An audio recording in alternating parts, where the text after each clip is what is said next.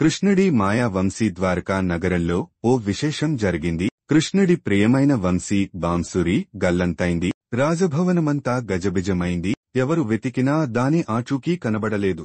కాని కృష్ణుడు మాత్రం చిరునవ్వుతో చూస్తూ ఉండిపోయాడు. ఒకరోజు వసంతి అనే చిన్న పాప సముద్ర తీరంలో ఆడుకుంటూ ఒక గుహ దగ్గరికి వచ్చింది. అక్కడుంచి తీయదనమైన సంగీతం వినిపిస్తోంది. ఉత్సుకతతో లోపలికి వెళ్ళింది. ఆశ్చర్యం! అక్కడ ఓ వంశీ ఎవరి చేతులు లేకుండానే తానే స్వయంగా మధురంగా మోగుతోంది.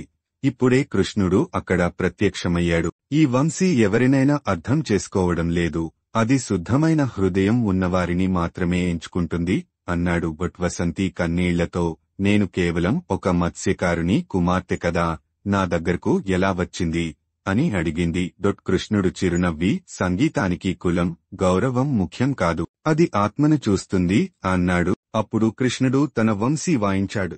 ఆ మధుర గానం ద్వారక అంతటా మార్మోగింది. ఆ క్షణం నుండి వసంతి కృష్ణుని నమ్మకస్తురాలిగా మారి భక్తితో జీవితాన్ని కొనసాగించింది. నీతి: భగవంతుడి అనుగ్రహం సంపదకే కాదు, హృదయ శుద్ధి ఉన్నవారికి లభిస్తుంది. ఇది మీకు నచ్చిందా? మరేదైనా మార్పులు కావాలా?